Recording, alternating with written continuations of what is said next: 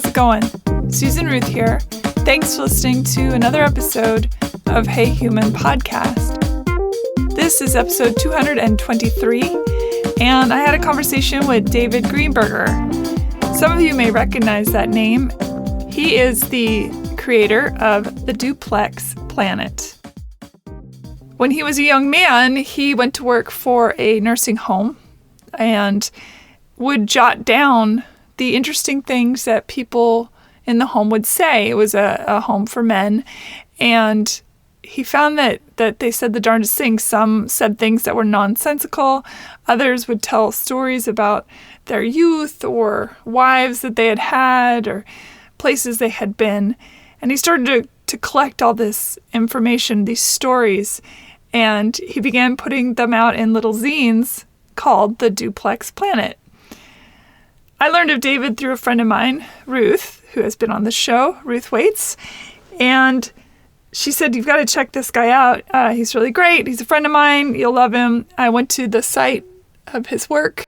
He's a performance artist, a musician, an essayist, and a listener, a divine listener. And she was right. I was intrigued and taken in by what I experienced on the website, and this conversation was a true delight for me. He sent me files of his work where he set the stories that people said to him, or the ramblings, or whatever it was in the moment. He set those to music composed by friends of his, co-artists of his, and so I've interwoven them into this episode. I tried to get my NPR on. What can I say? I'm really excited for you to hear it. I think it's a fun episode, and it's different than the others that have come before. In other news, social media, Hey Human Podcast is on Instagram and Facebook. My personal social media, Susan Ruthism, can be found Instagram and Facebook and Twitter. You can email me, susan@heyhumanpodcast.com. I have some exciting news. I've been talking about it for probably months, but I finally finished the designs and got everything up and running. There is now a merch store, a Hey Human merch store. I can't believe it. I've worked really hard on it, and I'm excited to tell you about it. So if you go to heyhumanpodcast.com, you'll see there at the top of the page, you click on the store thing, and I did all of it on a website called Art of Wear. So if you go to Hey Human Podcast, you click on the link, it'll take you to the secure site of this lovely company that does really fantastic work. I'm really excited to have it. I've included my artwork and Hey Human stuff and incorporated it into all sorts of things. So definitely check that out and get some merch. Why not? Let's get the Hey Human into the world. Rate and review Hey Human on iTunes or wherever you get your podcasts. And you can check me out in my other things under susanruth.com. Definitely go there, and you can sign up for the mailing list. And I promise not to send you 8 million emails. In fact, I only do it probably once a quarter. So you will not be over inundated by me. I want to say hey to everyone that might not be registered to vote. Get out there and register to vote. You can go to vote.org and find out if you're registered, find out where your polling place is, find out how you can volunteer and be a poll person. So lots of things there on vote.org. Definitely check it out. I watched a couple new shows this week. Well, one old show, one new show. The new show is a Netflix show that my best friend told me that I had to watch. It's called Jiri Haji. I hope I'm pronouncing that right. I had one semester of Japanese in high school, and I feel like it's failing me now. It is so good. Oh my gosh. I loved it. It had all the things. It made me very happy to watch it. Thank you, Ellen, for the recommendation. I binge watched it till nearly 4 a.m. So there's that. The other show that I don't know how I never watched it before is Voyager. Captain Janeway is super cool, so don't know why I missed out on that forever. I'm really enjoying that as well. Those are my 2 recommendations that I am offering to you. Okay, enough about that. Let's get into this. Thank you for listening, and take care of each other. Stay well, stay safe. Love you. Let's do this. Here we go. David Greenberger, welcome to A Human. It's such a pleasure.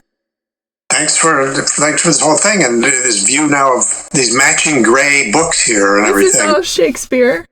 Oh, okay. And then these are my classics here, and then everything else is a mishmash of all sorts of fiction and nonfiction and anthologies and things. Yeah. Shakespeare got mentioned this morning in my house because we found out we're having trouble with 2 different vents that birds have gotten into. One is up under the attic. There's a vent, and they figured out that they can go in there and nest. And I can tell that they hatched babies there. So once they go and everything in the fall, we can put some screen over it. But now the other vent on the side of the house that goes to a fan that's in the bathroom, there's birds that are in there. And Barbara said that they're an invasive bird that chase other things out. But they were originally brought here by somebody who brought them to Central Park, New York, who wanted to have in Central Park all the birds that were mentioned by Shakespeare. They didn't live to see what happened. Anytime you bring in some species, it's that happens a lot with plant life. You bring in a beautiful plant that then takes over all the others. Yeah. I only learned this in the past couple of years that California, the palm tree is not natural to California. Oh. That it was a transplant plant. All right. Transplant plant. Okay. Which is interesting. Yeah. I believe that's true also elsewhere. I can't remember if it's true for Florida too, but it's wild because you drive, you don't see a single one, you cross the border and suddenly there's one. It's the token one. Well, I think that's how you tell when something isn't in its natural habitat, when a mile away, separated by nothing but dirt, imaginary border, there's not another one, It's right, because normally there would be, and in fact, there's some plants that won't survive if they can't pollinate and stuff. So you need more than one. But Interesting. Yeah. Plant life, very cool. So, where are you now? You're in New York? Yeah, I'm in upstate New York, near Saratoga Springs, Washington County, on the east side of the Hudson River, near the Vermont border. Where did you grow up? Erie, Pennsylvania. Erie's like a industrial city on Lake Erie. It's the one little corner of Pennsylvania that touches Lake Erie, so it's midway between Buffalo and Cleveland. And it's equidistant from Buffalo, Cleveland, and Pittsburgh. I was born in Chicago. My parents are from Chicago. And then we moved to Erie when I was, 2. And my siblings were born there. And then everybody left.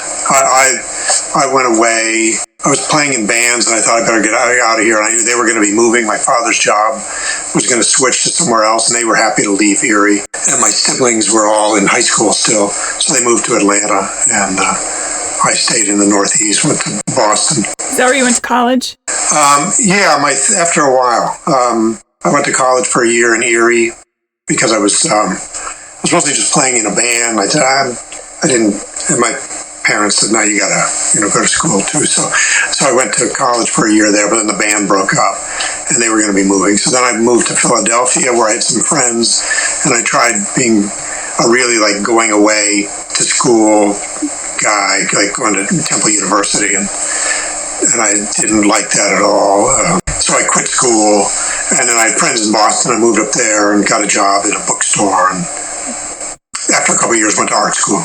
Did you know when you were younger that you wanted to head in toward the artistic pursuits, or were you more flailing around?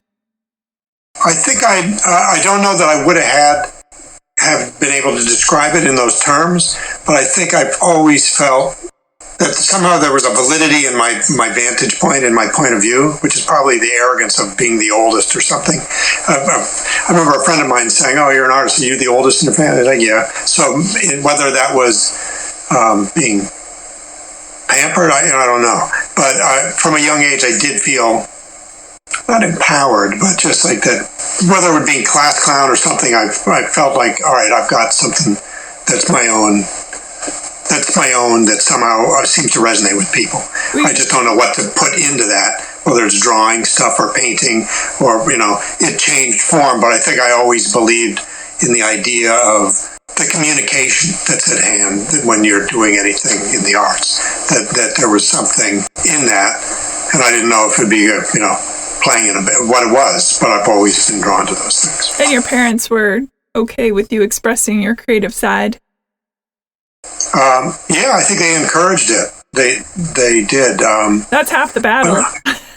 Yeah, I think when I was 5 or 6, I was taking art lessons at the museum in Erie, and at the end of the year, I don't remember those much, but at the end of the year, I think as part of their act of encouraging me, they had me sit down with some little book. It was a pocket book of famous paintings or something, which I still have. It's falling apart. And they said, pick one out, and we're going to get, I don't know what they meant, but they got a print, and I had it framed. It always hung in the living room. It was Edward Hicks' Peaceable Kingdom. So I always knew, I picked that out when I was 5. They sat me down and said, you pick. So I think they always encouraged it. My mother's a musician. My father is an engineer, but I think there was something in him that liked the idea of doing that. Not that he wished he could have, but yeah, they encouraged me. I would say they indulged me. I mean, I kind of was like bumming around. I would quit schools and, wasted some of their money, and I don't know. So I'm guesstimating your age, but were you part of the 70s culture? Oh, yeah. Well, I'm 65. So I graduated high school in 72, but I was going and hearing concerts and stuff from 1968 on when I was about 14, starting with Strawberry Alarm Clock in 1968 at the Warner Theater. I have a list of every music performance I've been to. How big is that list? Long. I don't Pages, know. Yeah. Yeah, it's probably 30 or 40 pages. I don't know. I just started it at the time. That was another thing that I grew up with, that my parents were very organized about things. My father kept lists. He liked keeping lists, and he had a list of every job he had back to when he was a kid. I think I just thought that's what you do. I just saved stuff too. It's like, here's my little identification card for getting something in Cub Scouts. So you keep that, right? Other people I know, it's like, I don't have that stuff. It's like, I don't know, I just put it in a box, right? So I think that there was some element of that I picked up from my parents, for sure. When you've been trying to figure out, am I in college, am I not in college, it's not really for me, whatnot, and you start working at a retirement facility, how did that come to be? How did you end up in the retirement facility? Okay. I went to art school then and finished, I graduated maybe in 77 or 78, a bachelor's degree in painting from Mass College of Art. And so it was incumbent on me to get some kind of a job, scooping ice cream and, delivering flowers. So I knew of somebody who had gone to Mass Art who was working as an activities director at a nursing home. And I thought I could, so I went and applied for that. Let me back up a little bit. Just before that, I had taken a trip to Palm Springs, California. In that spring, my grandmother, who lived in Chicago, would spend the winters in Palm Springs with her sister. My grandmother was born in 1907, so she was only 70 then. So to me, she's really old. But her sister was in her late 80s or mid 80s or something. So they would fly there, and my grandmother would have one of her grandchildren each year. She would fly us out to visit there, and then give you a few $100s for gas and everything, and you just drive her Oldsmobile back to Chicago on your own. So I did that. I did that a couple of years in a row, which was, first of all, it's fantastic to drive cross country alone. I was, 24 or something. It's just a really powerful. Highly recommend it. I've done it many times. Yeah. Yeah. The thing that, I'm sure you found this too. There are just moments and vistas and expanses that are so incredible, and our normal thing, no matter if it's somebody that you're that you're in love with, that you're with, you externalize your amazement by saying, wow, look at that. And when there's nobody there, it's just sort of like, I got to stop the car, I think. It's just so powerful going through that alone. I mean, there's the desire, like, how can I ever explain this to somebody? But it's just an amazing thing. It's really well put. And on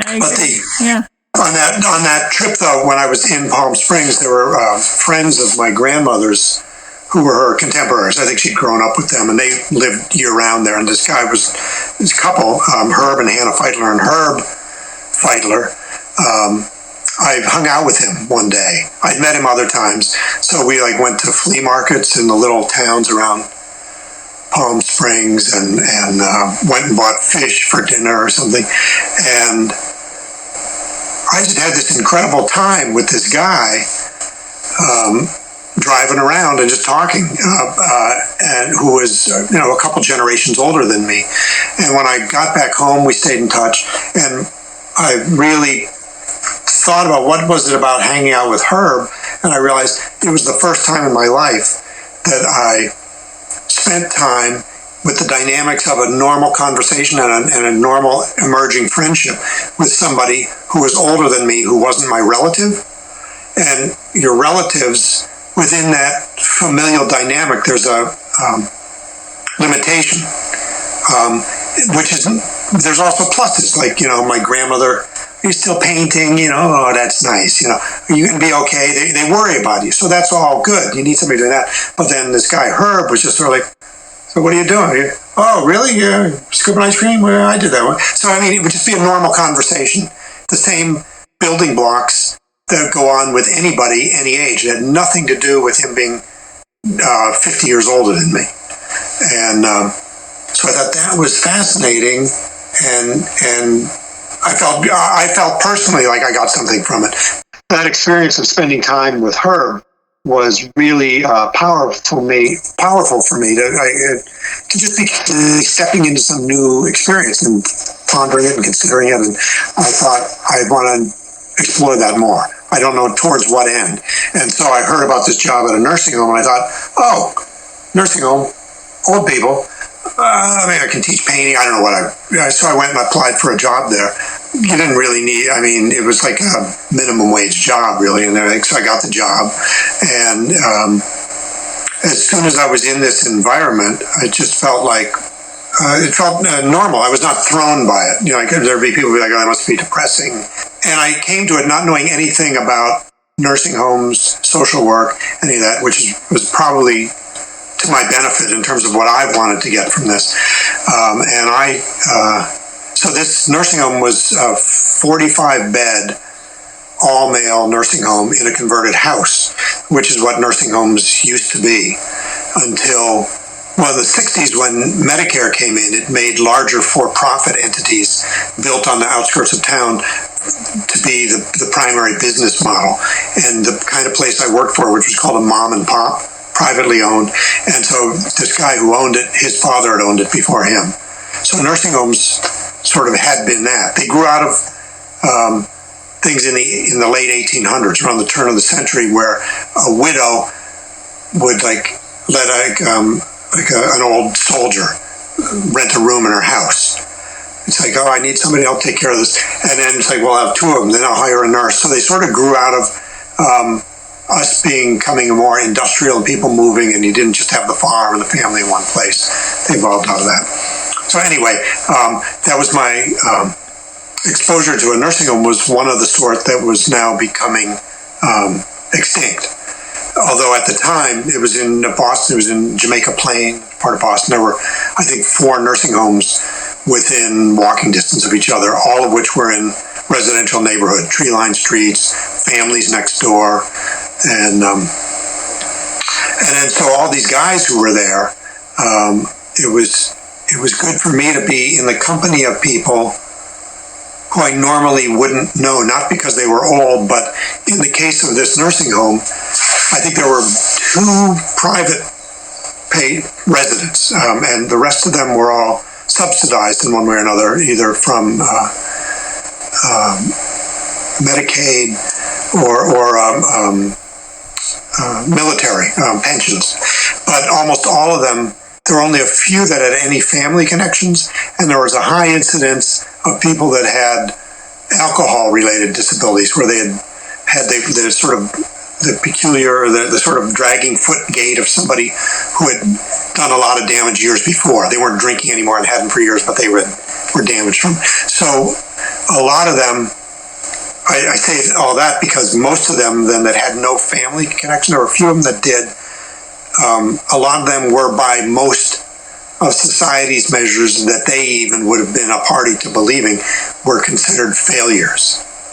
And so, but that sort of was something that I understood, that they know, it's like, yeah, I fucked up, I shouldn't have done that, and so they all just sort of knew that I drank myself out of my marriage or whatever, and but they were in this place that was essential to them. There was nowhere else to live, and so they weren't there like my family put me here. They're like, yeah, that's all right. So they seem a little, while a lot of people's attitude always, especially when it was called nursing home, now we just changed the word so people can feel differently about it, but that's what it was. There's nurses, and it's a home. And there were dynamics.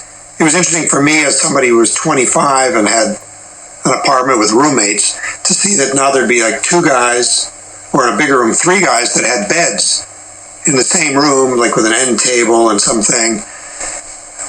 But they had lived their life so long, they had become themselves so much that it wasn't even like they were roommates. They're in the same room. I was never even doing that, So these guys were sharing a room, but they were so separate. So it was fascinating to me that they could just sort of roll with that. Was there a kindness in that environment, or because you hear a lot about the elderly abuse and things like that? I am assuming that this place was a good place. I thought it was really good. I think that the places that were, I think that a lot of it had to do with this guy, Ray Murphy, who owned it, who grew up around it. And he was a really, he was kind of like a really like, just a kind of a good, very good-hearted guy who was a mixture of all these different things. He was a, cigarette-smoking guy who probably drank too much. Sort of a skirt-chasing, dirty joke-telling guy. His marriage had fallen apart. But when it came to this home there, he was like, it would be like around Christmas. I worked there a couple of years, and he would just like pull a wad of money out of his pocket and just say, hand me like $400. I was like, get something for these guys. And I'd go and get like 40 sweaters, or I don't know. So everything was always. He was always, it was personal to him. Like this, he understood this is their home, and he died suddenly. I don't know if it was a heart attack. So he was older than me. He was maybe 50-ish. I don't know. And his estranged. So there was an issue then with who owned the place. I think it had been his father's name. It was an old man who was frail. So his estranged wife came in as the owner because it's a profitable thing, and I didn't get on with her too well because I think I saw that this was like a home, and so all of a sudden a home where people live, and it became an unstable environment for the guys there. Like there was a nurse who'd worked there since 1954. This was in the late 70s. I always remember that because that's the year I was born. I thought, you've been working the same jobs? So, like a maintenance guy had been there for 15 years, a cook who'd been there so this was like family to the people who were there. And now, because of the difficulties of dealing with her, because she had been running hair salons and she didn't have this same feel for it. And so she wasn't doing anything untoward. She was probably just bringing into play her own sense of how you run a business. And it could be said that Ray was probably terrible at running a business. I think it was, it may have been on the verge of bankruptcy a lot, so I don't know. So anyway, I stayed there for a little while after that, and realized that my connection to the place was for myself and the work that I was doing that was based on my being there. So that's the other thing, was as soon as I set foot in this nursing home and people were saying these things that just sounded resonant, and they were saying things that were rich with character but were absent a full narrative arc, if that makes sense. So it was just sort of like non sequiturs and not even that, just sort of, it's not a full story. I mean, the only reference point that comes to mind a lot of times people get is, do you know the Bob and Ray, the radio guys? Bob and Ray routines are almost impossible to repeat. It's really about their interaction and just the sound of what they said. And I've always been drawn to that kind of stuff. So as soon as I was around it, they would just say things that are like, what? And so I was writing this stuff down and I had forgotten. So I was writing it down. And so within the first month then, I made this thing called the Duplex Planet.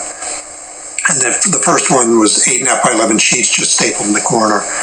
And it was filled with these things that I thought were like pithy, incredible little things. And I got them all together in the afternoon to pass them out to them. I Xeroxed them downstairs there. And they saw that there wasn't also cake and stuff. And they weren't interested at all, really. So, copies that I took home with me, though, friends were seeing that night, and they were reading it out loud, and I realized, so then I thought, oh, right, it's not for them, it's for everybody. This is me explaining to other people this world that they wouldn't normally see, these aspects of life where you're sort of seeing like, oh, he's like a regular guy like me too, even though he's can't walk, he's in a wheelchair, and he seems to not make sense sometimes. So I was just sort of showing this range of characters. Buttons. If we're going outside, I'm putting on my jacket. I'm buttoning it up. Well, not buttoning. It doesn't have buttons. It's got a zipper. A zipper's better. The wind can get you in between the buttons. When it gets even colder, I got a coat and it has a zipper too, but then it has a flap that is over the zipper, and that has snaps on it. Snaps are good because you know when they're snapped. They make a sound. Snap. In fact, snap sounds like snap, and zipper sounds like zip. But buttons don't sound like their name at all. They don't sound like anything. They're silent. Buttons are good, though, for shirts and pajamas. Real quiet. Buttons. Buttons. Yeah, buttons. Buttons. Ooh, buttons.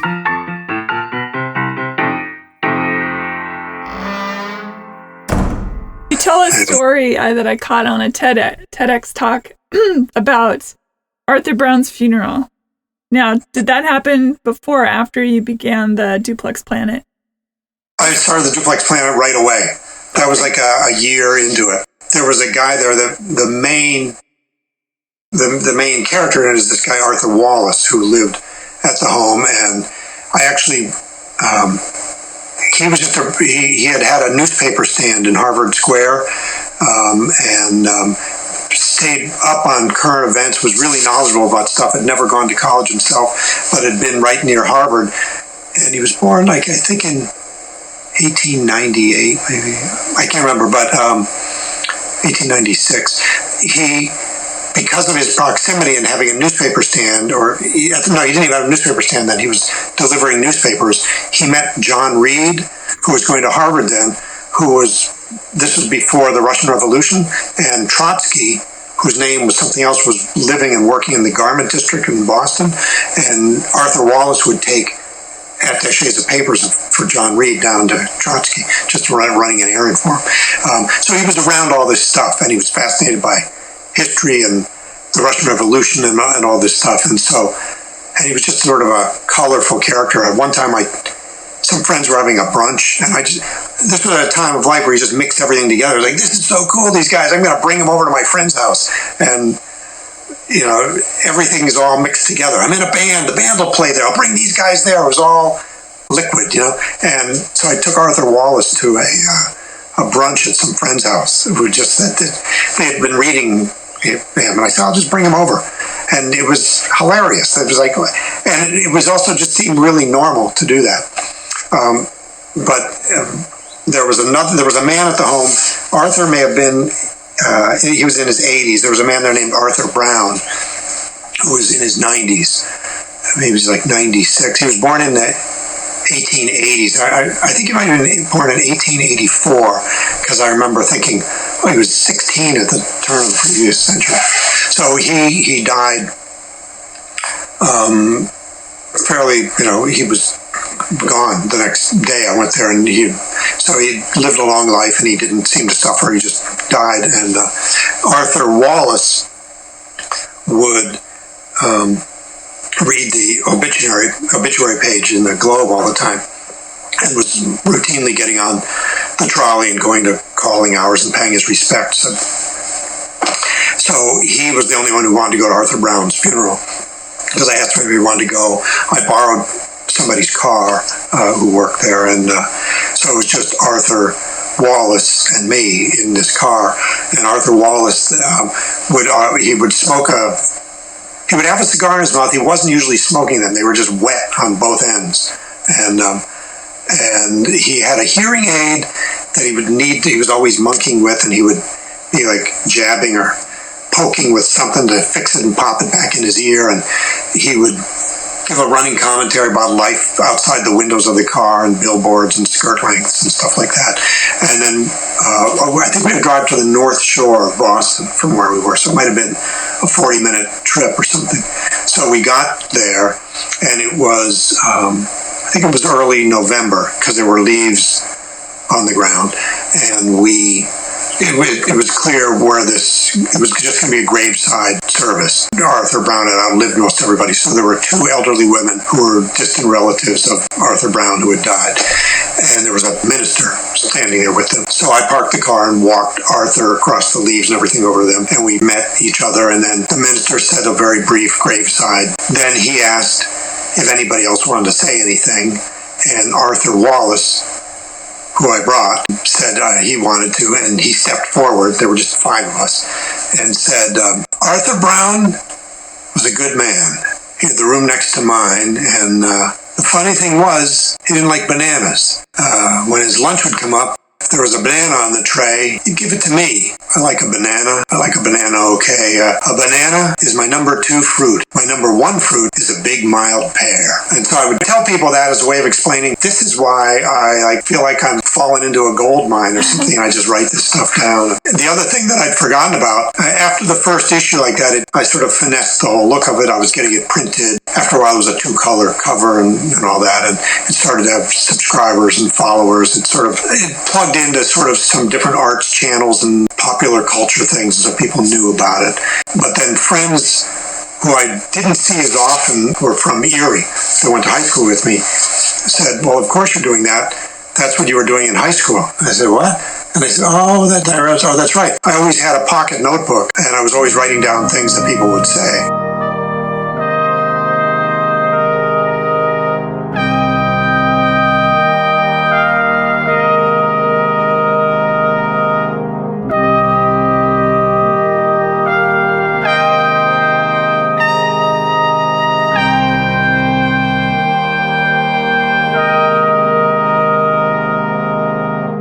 I've learned in life that you never know how you're going to end up. It's a challenge losing my sight, but I guess it could have been worse, so I'm adapting. The vision in my left eye is completely gone. I can't see out of it at all. I can still see out of my right eye. It's at about 40%. I can see the shape of your face now, but that's all I can see in here. And anything I want to look at, I have to turn all the way. I have no peripheral at all. That's been gone a long time. If you give into it, it just makes you depressed. It's not going to change anything. You've got to move on and have faith. You can accept it or wallow in self-pity. You've got to adapt and get out and enjoy life. There's so much beauty in the world. I know that the news is always telling you all the bad stuff, but that makes you think that it's worse than it is. Most people want to enjoy life. You're always going to have evil people, but most people are not out trying to do people in. Most people I know want to laugh and have fun.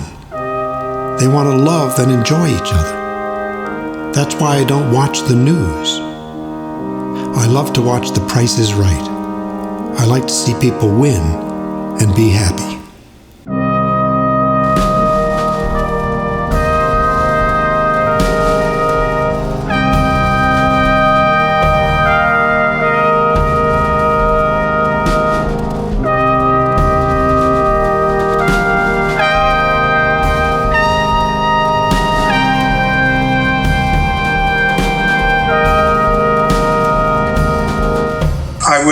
I never was a cigarette smoker. A bunch of my friends were. So I'd have a second notebook where I'd have them burn a hole through the paper, and I'd write down their name, the date and time, and what kind of cigarette it was. And at the time, it was just sort of like, some wacky thing that David's doing. But now it's sort of like, so some of those people are like, we must have all been together at the same place. So it's a document of time and place, and without there being a narrative.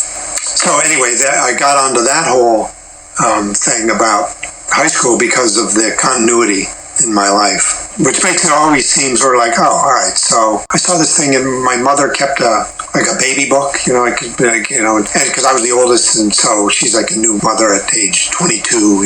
She's 22 years old, so she was writing down everything. When there were four of us, she didn't do that as much. I got the benefit of pages of writing, like, you did this today, and for some reason I was looking for something in it, and so I read a passage, and she was saying about how I like to cut things out and make little books. I've read that Lane is sort of like stay in one line life. It's sort of like, I don't know. I think it's actually quite beautiful. And have you ever heard of the Ender's Game, the book Ender's Game, Orson Scott Card?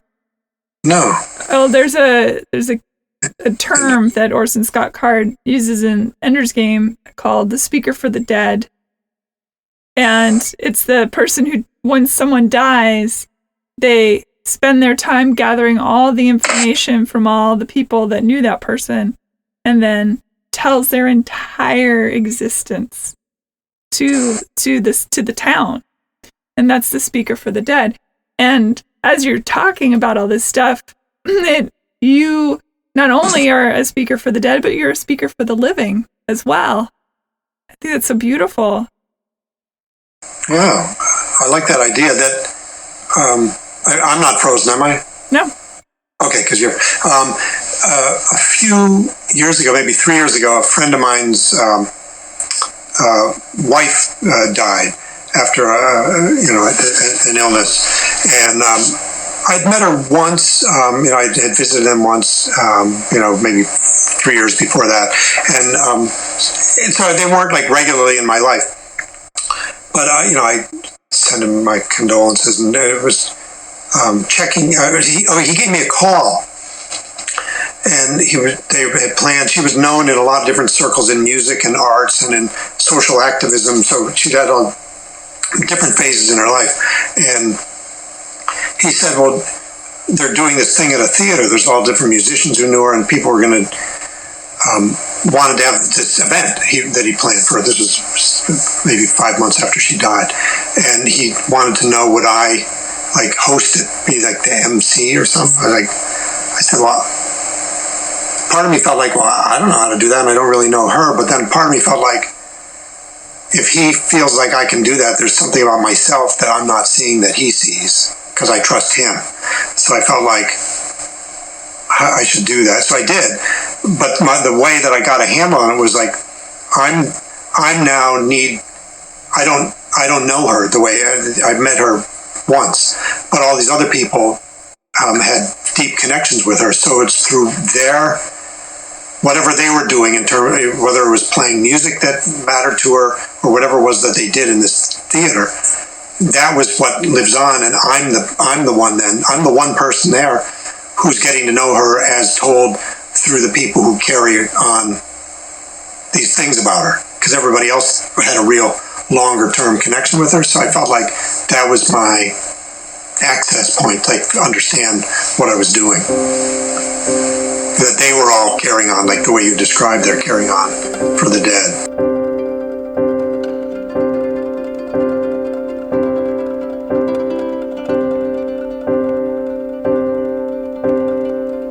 I lost my father when I was 4 years old, and my mother and I went through terrible things. Many times, believe it or not, David, I was hungry. And I'm not ashamed to say that I was hungry, because it was true. I bettered myself a little bit by learning at least a trade. I wanted to go to school and study a professional something, but there was no way to, because I needed to help my mother and my other 2 brothers. It was tough. I came here to California and worked in the fields, sometimes working on the vines, 110 degrees, sometimes very cold, pruning. But by the grace of the Almighty, I'm here. After working in the fields in Texas and the fields in San Joaquin Valley up north, 140 miles up north, I decided to work in a market with the Chinese people. They wanted to keep me cleaning bones and doing the cleaning. They didn't want to teach me the trade. I don't know why. Anyway, I decided to apply to go to college in Toledo, Ohio, 1960, to meat cutting school. I wanted to learn at least something, some kind of basic trade. I was able to go there, but only had the ticket and $10, no more. I drove over there on a Saturday. On Sunday, I paid $10 for a YMCA. I had to report to school on Monday. Fine. Lunchtime, I was hungry. Nothing. No money to buy anything. 3 o'clock. What are you going to do? What came to mind was to get a job, to wash dishes and have money for lunch. So I went to the main office and I told them, I explained to them my case. I came here by fate and you have to do something about it. You have to help. They said, we will. We'll lend you money, at least so you can eat. The course was 2 months. The second week, they sent me with some other guys that paid the rent for the whole time, and I didn't have to pay anything. I purchased an air mattress, $1.89, and put some air in. And the second day, it had a little hole in it, and I used to wake up on the cement. That's all I'm going to tell you. If you have any other questions or whatever, I'll try to answer whatever you want.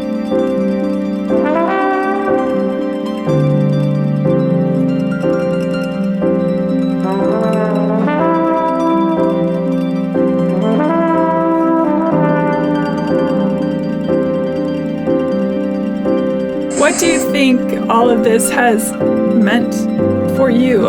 How do you internalize all these conversations? I mean, I imagine, how long did you work there? I mean, I imagine there were many, many, many conversations that you were the scribe to.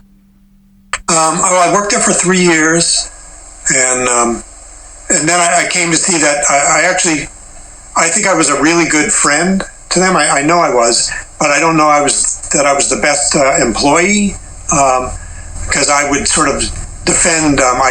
You needed, like, for state stuff, you had to keep track of what everybody did, like how many people were involved in an activity, and then the state would look at stuff. I'd get cited for like bad penmanship or like keeping poor records. Like some of this, I felt like, what the? Leave me alone. So, and like somebody like Arthur Brown, who was in his 90s, the one who died. There'd be some push by. Like, you got to get more people involved. It's like, Arthur Brown's this dignified old guy. He doesn't want to like make some paintings. He doesn't want to do it.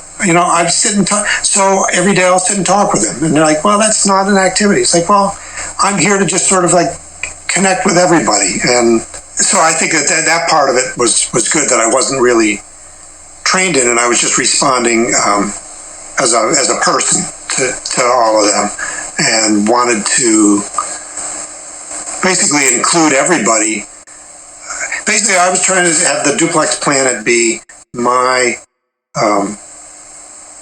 telling other people this is what it's like, the variety, the range of being in this place, and that includes everybody, people who are funny and people who aren't, people who make sense and people who don't make sense, and people who don't want to talk to me sometimes, and you get the full range of that. And that became sort of my operating thing, I became interested, especially there was this one guy named Fergie, William Ferguson, who people really took to. He was a really jovial guy who would engage you in conversation, but he clearly didn't know, he wasn't speaking from actual facts and truths. He was making stuff up that were, in his mind, he's not making them up though.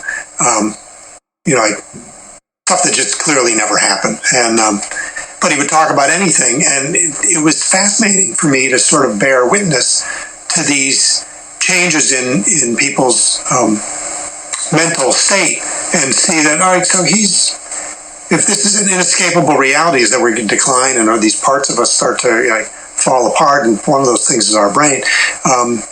Some of that is traumatic when you're aware that it's happening, but somebody like Fergie, he's just on the other side of it, and he's like, everybody's his friend, and so a lot of what Fergie would say was absolutely hilarious, and not in a hilarious way where I was laughing right then, but when I took these things out of the context of being in the moment with them and put them in this other context of me making selections of what I'm going to put in and what I'm choosing to put in and what I'm choosing to leave out. A lot of it was really, people were really fond of Fergie, but it was also a lightning rod of sorts that I was glad to have made, because some people were, especially once I started giving talks or doing readings of this, and it was out loud, and so there'd be a room full of people, there would sometimes be discomfort on the part of some people that we were laughing.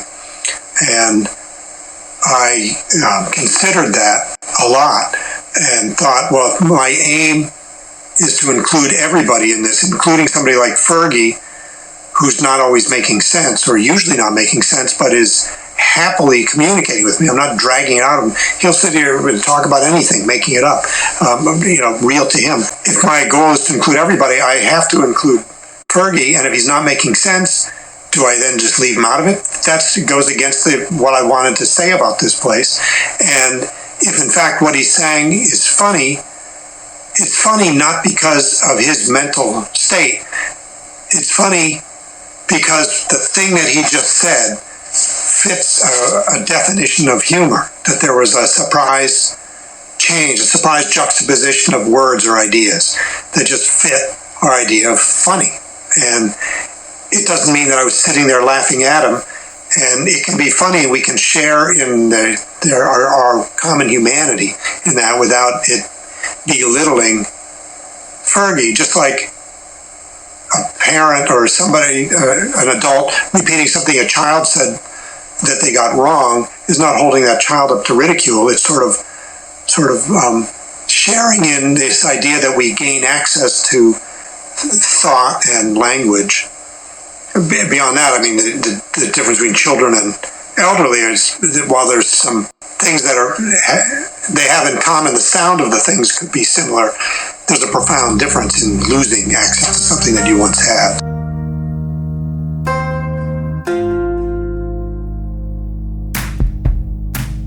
I used to go drinking, I guess, or something like that. They'll knock me right out of the picture, all right. For Christ's sake, knock me right out. I used to dance, but I ain't showered yet or nothing. I don't do much now by the looks of it. Is that right? I won't go any places now by the looks of it. Know it? Stick me in there and go home. I used to go dancing and staying out all night, but won't do it anymore by the looks of it. Can't go anywhere on account of it's lunchtime.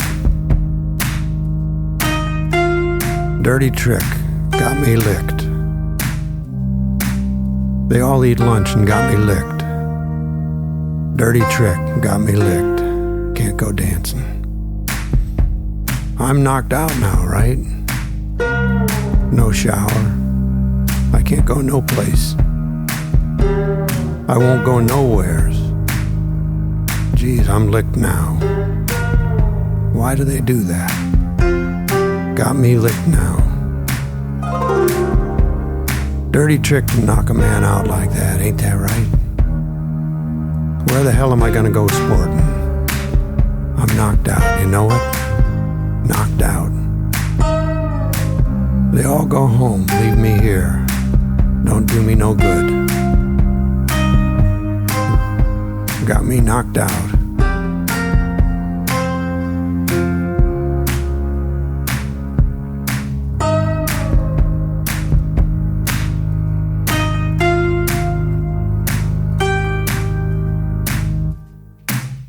We regard the elderly as one note. And in fact, they are far deeper than that. There's an ocean of thought and personality and experience. But I think that younger generations fear what is to come. They fear the inevitability of what it means to grow old. And so, to that end, they give this one-note atmosphere that the elderly must live inside to protect themselves. I think fear creates that. Yeah, I think you're right. I think that it's fear. I think it's also, we live in a hugely successful marketplace economy. And one of the ways in which it became successful was by identifying us in terms of our behaviors and also shaping those behaviors. So, I sort of step out of line with the bulk of my shared generation. I'm curious about things that are different, and I like taking a look at, like, how are we being led to do this? But that's the role of a critic or commentator or artist, or, and for most people, go along together, and nostalgia, will play into, like, you can know that people of a certain age will respond to your effort to sell certain music, certain products, and that they also won't like certain things, which helps forge the identity of that thing for the people who do like it, meaning a younger generation. It happened in the 60s with rock and roll stuff, where in the 50s, where an older generation didn't like it, and when you've got two forces, one saying we don't like this and one saying we do, it makes an ever clearer delineation that it exists. It helps make it exist all the more as an entity that's available in the marketplace. And so I think that our behavior has been shaped further, most of us profiting from that working so well. The idea over the 20th century was that elderly are a repository of their past. And in fact, that's true, but not to the exclusion of being in the present. Because these people who, like that guy Herb Feitler, who at the time I thought he was old, he might have been 70. So he had maybe 20, 25 more years of life, So is that all supposed to just be looking back? And I think for the people who find comfort in that, it's fine. And for those who don't, who want to stay curious and open to something, you just need to be in the company of those who, you've got that shared sensibility with. I think that in general, the arts in its purest sense, and the thing that means the most to me, are about stepping into the unknown with a perhaps trusted guide who's basically saying, you're not going to know what's going on, you're going to lose your bearings, but you're going to be okay, because you've been okay with me before. So whether that's music, theater, literature, whatever that is, and the stepping into the unknown a bit, or just unfamiliar territory, there couldn't be a more perfect parallel to life itself. And, that you're constantly be in the unknown. Why does my side hurt? Why do I do this? Why do I have to get up so many times at night? All these things that are changes to us, rather than just sort of accepting. We have no experience with accepting the unknown, and I think the arts is one of the ways to allow an avenue for familiarity with accepting the unknown. How has your work shaped you in terms of your getting older and being in the second half of your life? I don't know. I think life experiences, I think the things that shaped it the most, in a way, I mean, I continue to do these things that have subtle, I mean, somebody else could think, oh, he's been doing the same thing forever. And that would be an arguable thing. That's what you could say it. And if you believe it, then that's correct. I could say that about other people's stuff. But, I'm constantly finding things that are changing in this for me. And I'd say that what's affected me the most would probably be being a parent, having my daughter, and I'm a grandfather now too for 10 months. And what's that? Mazel tov. Oh, because you froze on my screen a while ago. I did? Yeah, it's been frozen for a while. Oh, dear. Because I think sometimes when I don't hear something exactly by seeing what you said, I get it. But, yeah. Mm-hmm. But yeah, I remember when she's 33 now, Norabelle. But around when she finished college, and then she went and lived in Paris and then came back, somewhere in there, part of me felt like, wow, this is like the main thing that I'm ever going to do, was like being her father. Mm-hmm. And I know that, but that's for me to know. That's not anything. It doesn't mean anything to anybody else. That's my own personal experience. And the other things that I do are for other people. But I think it empowered me as an artist when I sort of saw that nothing that I do really matters as much as that. Yeah. I mean, it matters, to connect with other human beings. It's why you make these things and, you do something. But I think that it really made me feel like, well, I'm just going to keep doing it. It's like I dug my heels in even more on everything that I was doing. It's like, it would be nice if more people liked it or knew about it or did this or that. But if they don't like it, I don't care. But that's what shapes you as an artist. What about as a man who's growing older and will one day not be here? And that I imagine being around. I mean, all of us are going through that experience, and none of us know our expiration date. But you had this beautiful, and maybe still do if you're continuing the work of talking to people that are in their last days on the planet. And I feel like that would bring either more peace or, I mean, there's only two ways to go. Either bring you more peace or bring you less peace, panic you more. I think the sense would be, though, that this would be some kind of training for that, but I don't think you can ever know until I'm there. Yeah. So of the various things, like, you can sort of picture putting yourself in somebody else's shoes in terms of a certain job or taking a trip or should we get married? Should we, all these things, life decisions, but aging and things. I think it's really hard to put yourself in the shoes of somebody who's basically saying, if I'm not here in the morning, it'll be okay. Mm. And which is a common thing for people to say. I can understand the idea of saying that, but it would be foreign to me now because I don't feel that way. So I know that I guess I have familiarity with the idea that people go, it's like, it's time, I'm ready to go, that sort of thing. And the other thing, I think, for me as an individual, as a man, is seeing Ray, my granddaughter. There's a different vantage point by being a grandparent than being a parent. Mm. I must have got all these stages I went through with Norabelle when she was little, but I don't really. They get overwritten by the next vivid moment, and so I was really taken with just being able to stand back and be amazed. It's like, wow, here's somebody who's looking around and has no reference points for anything. It's like, how amazing is that? How much hard work? I don't work anywhere near that. Just looking around, it's like, I don't know what any of this is. I don't have language even. I've not, it's like, wow, So there's that. But the other thing is, I'm now, as she's, interacting more, as she's crawling around and doing stuff. I'm seeing a future that will go on without me. It's very doubtful that I would be around to see her at the age that her mother is now. And that's there's something. I think there's some people I could tell that to who would say, "Oh, that's depressing." Like, no, it's really kind of beautiful. Here's this reality.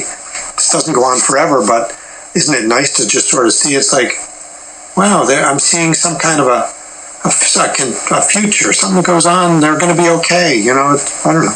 Yeah, that's immortality. And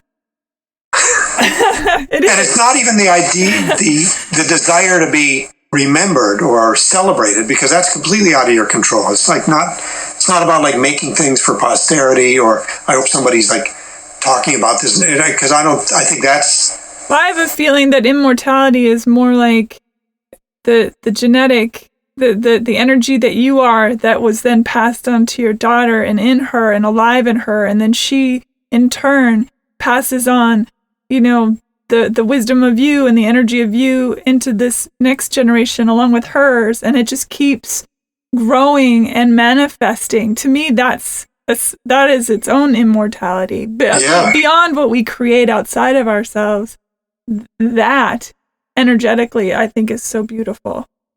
Yeah. Well, I felt like that my grandfather, my father's father, died shortly before they were married. So a year and a half before I was born. So I never knew him. But I feel like I probably have mannerisms like him, or because I would see that in Nora Bell. It's like, why she does this thing when she wakes up. There's little things that we do, and so I like that. I'm not interested in family trees or any of that. It's just enough to know it's like I've got some connections that I know, I don't know, but that's good enough for me to know that. I don't need to know. I can't know the specifics of it, because the things that are really kind of cool to me are not what job they had or what they did, but it's like, they would always sort of tuck his head into his chin when he would laugh, or whatever. Little things like that are the connections that we have with other people emotionally, more than the resume points. Mm-hmm. What made you decide to take all of the things that that you had put together from Duplex Planet and put it to music and get that aspect of it out into the world? Well, it sort of grew little by little. I think I started the Duplex Planet in '79, and it was, by '81, it was, getting written up in some like hipster places and arts magazines, and people were subscribing. I thought, this is pretty cool, and so that was kind of a starting point. But then the music happened. I would talk about it at different places. I'd be, asked to speak at something, and at some point, I think it was. I got asked about doing a recording for a label, this label called ESD, that was part of Rykodisc, about doing a spoken word thing with music. And so I did that with Terry Adams, who's the piano player from NRBQ, and I'd known them for a long time. And so that he's got a following. And so we did that, and then that led to us doing some shows together, and we did a series of shows in New York called the Duplex Planet Radio Hour. It was in '93 and '94, and I put together a different night, and that was sort of the beginning of it. But then I sort of was finessing what I liked and didn't like about doing those shows, and I really wanted to find a way to weave the music into my talking, and to not have it be interstitial. And I also didn't want to talk as myself about them. In those shows, I would, say, well, this is, or Ernie Brookings would do this, and this, and then I'd do a piece. It's like, I don't want to lead people through it. I want them to just sort of trust that they're going to get. I don't want consensus. I felt like that was about consensus. Mm-hmm. I'm going to tell you what this is about, then I'm going to do the thing. And after doing that for a year, I felt like this isn't me. I can't do consensus. I want it to be whatever somebody thinks it is.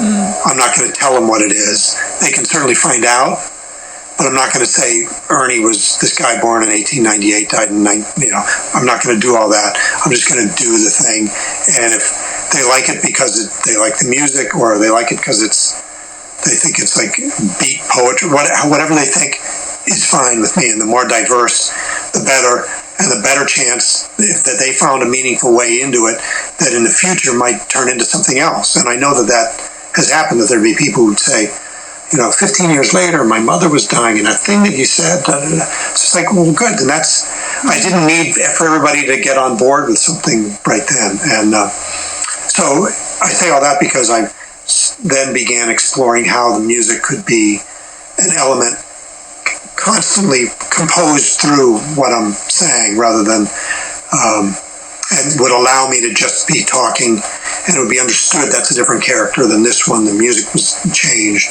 and so I just began exploring that in earnest with a couple different ensembles and large-scale projects, and those sort of grew over the course of the 90s, and then I did a couple of artist residency projects. I think for PICA, Portland Institute of Contemporary Art, I did a piece for them. So then I started creating things in specific cities, which was a way to get it funded and create something there, and then work with musicians there. Then I did the last 3 albums I did with this ensemble that I put together just to do these pieces of mine. In the past, I would work with some existing ensembles sometimes, and now lately, I moved with the most recent CD called Good Perspective. All the conversations are based on my conversations with adults with disabilities who go to a day center in Chattanooga. And much like my interest in getting to know people who are 50 years older than me when I was 25, I thought this is even more profoundly interesting, because these people are, it's not even, I'm not going to become somebody who was born with cerebral palsy or was hit by light, could be hit by, or all the people either had things they were born with or had traumatic events of one sort or another that changed things for them. And so I thought that's even more amazing, because they're different than me in this primary outward way, just like the old people were different than me, but then conversation revealed that we're all just a bunch of individuals. I'm one too. Oh, you're different than me. And that's what we all have in common. We're all a bunch of individuals.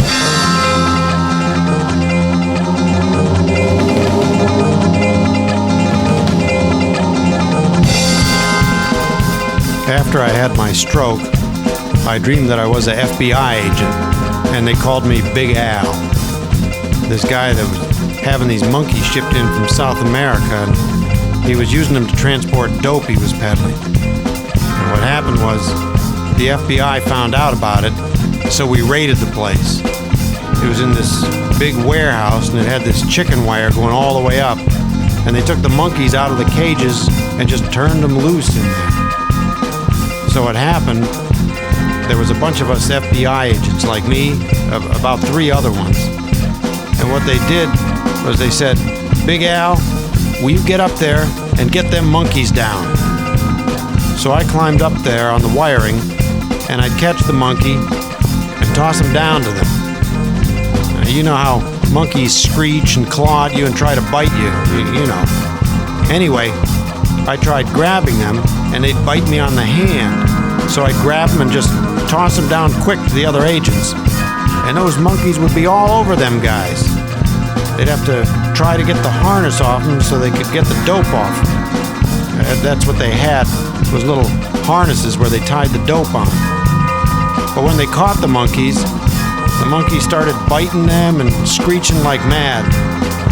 So they yelled at me.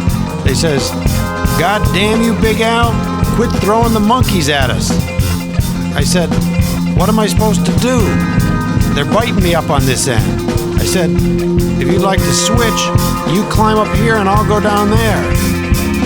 Because they had leather gloves on, I didn't have nothing, and I'd have to catch them, and I had to hang on to the chicken wire at the same time, too.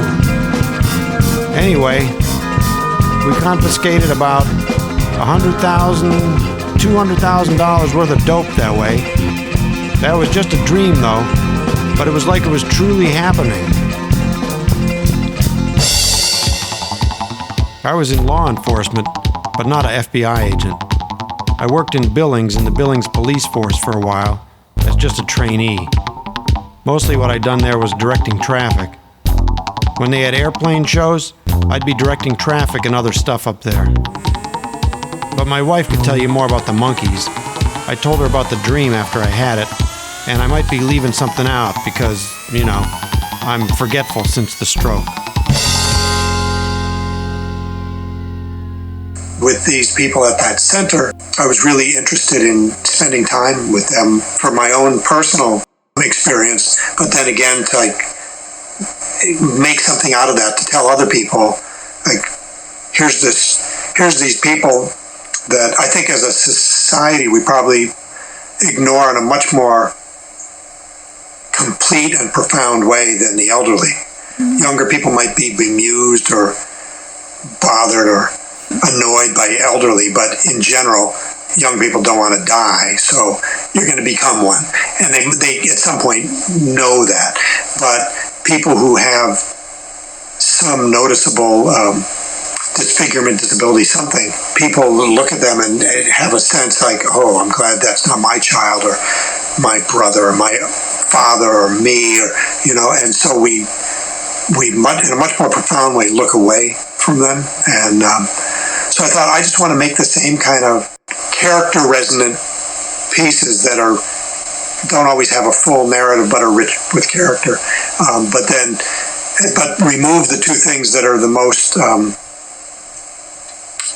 confounding or off-putting to people, which is like seeing them or hearing them. So instead you're just with their thoughts and their observations, and you can realize, I kind of feel the same way about coffee, or that bothered me too when people do that in public, or whatever, and you can see your similarities. And again, that's nothing that I state overtly, and it's there to be found. I think if you state something that overtly, it stops being art in the way that art matters to me, which is that, I didn't know it was about that. I thought it was this funny story. That different people thought different things, and they were all correct. You're letting everybody in. Yeah, I'm an abstract painter, and that's my favorite thing about being an abstract painter, is that I can create something, and to me it feels like something when I'm creating it, but it may feel like something later when I look at it. And when people say, oh, what is this? I say, I don't know, you tell me. That's the beauty of art, is that it is a very deeply personal thing, not only to the artist and whatever it means to them in that moment in time, but to the consumer, to the consumer, not the buyer, but the consumer as the audience. Yeah, the audience. Yeah. And Exactly. I love that. And it is interesting to me that in the fact that we all take something in differently, that's what makes us connected in our sameness. Yeah, exactly. Yeah. I love it. I think you're beautiful, and the work is beautiful. Thanks. When our mutual friend Ruth told me about you, and I went to check out your work, I was immediately drawn in. Immediately. And I'm so happy that you have spent all this time on the planet doing these sorts of things. I think it's lovely. Well, thank you. Yeah. How might people find you? I know that you are at davidgreenberger.com. The music there, and the spoken word and art and all sorts of things going on. So it's a really large body of work you've created throughout your life and continue to create. It's just like, I feel like when you don't know what else to do, I just keep doing stuff. I do have large volumes of work I create because I think part of my work habit is that I'm really good with short spurts of like a thing I got done. Like the idea of writing a novel I can't think that way, but I can do these modular things and build an album. Well, I have a links page at heyhumanpodcast.com, and I'll put stuff for people to find you. There's the Bandcamp page too, is where all the new, I've never gone and just looked up. I think we just put in David Greenberger. Okay. Well, and I'll find it and put a link to that as well. And actually it's David Greenberger and Tyson Rogers. Okay. And so we've been putting up a new piece a day. He's the main composer I've worked with on the last 3 albums, but These are called Everybody's Home. And they're all like 1 to 2 minute pieces with music. And we're both, he's in Colorado, I'm here, and we're making these pieces. And they're all based on my conversations with friends and family on the phone. I had a Boston Terrier. They were good-looking dogs, and we named him Buddy. When I'd come home from school with my cap on, I'd get on my knees and say, "Come on, Buddy, take my cap." So he'd come over and take my cap off, and he'd put it on the chair for me. They're handsome dogs, too. You've seen Boston Terriers, beautiful dogs. I loved him. We had a nice backyard, and we made sure that he would not be roaming around the street. But you should have seen it. He'd take my cap off and set it on the chair, but you couldn't ask him to put it back on. He'd go and get it, but he wouldn't know what to do with it. He'd just drop it there. He could get it for me, but he wouldn't put it on. He just didn't understand that part. Thank you, David. I hope you have a lovely afternoon, and I appreciate you more than you know. Oh, thank you. That's nice of you to say. Bye. Thanks. Bye now.